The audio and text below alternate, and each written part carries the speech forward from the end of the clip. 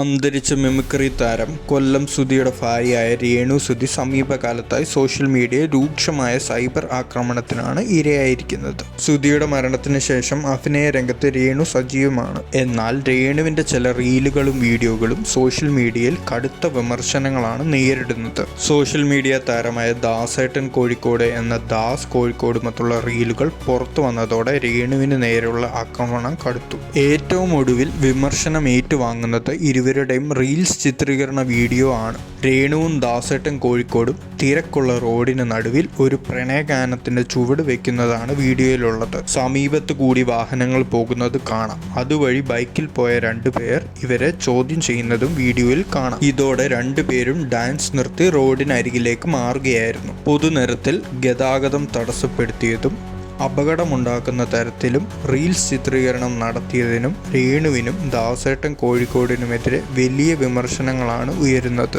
MVD ഇതൊന്നും കാണുന്നില്ലയോ? സുധിക്കിതൊന്നും കാണേണ്ട വന്നില്ലല്ലോ, റീൽസ് കോപ്രായമാണ് ഇവിടെ കാണിക്കുന്നത് എന്നിങ്ങനെ പോകുന്നു സൈബർ ഇടത്തെ വിമർശനങ്ങൾ. കൊല്ലം സുധിയുടെ മരണത്തിന് ശേഷമാണ് രേണു സമൂഹ മാധ്യമങ്ങളിൽ സജീവമായി പ്രത്യക്ഷപ്പെട്ട് തുടങ്ങിയത്. കൊല്ലം സുധി മരണപ്പെട്ട് ഏകദേശം 1 വർഷം കഴിഞ്ഞതോടെയാണ് രേണു ഇൻസ്റ്റഗ്രാമിൽ റീലുകൾ പങ്കുവെച്ച് തുടങ്ങിയത്. രേണുവിന് പലപ്പോഴും വൻ വിമർശനങ്ങളും സൈബർ ആക്രമണങ്ങളും നേരിടേണ്ടി വന്നിട്ടുണ്ട്. ഇപ്പോൾ അഭിനയത്തിൽ ചുവടുറപ്പിച്ചിരിക്കുകയാണ് രേണു.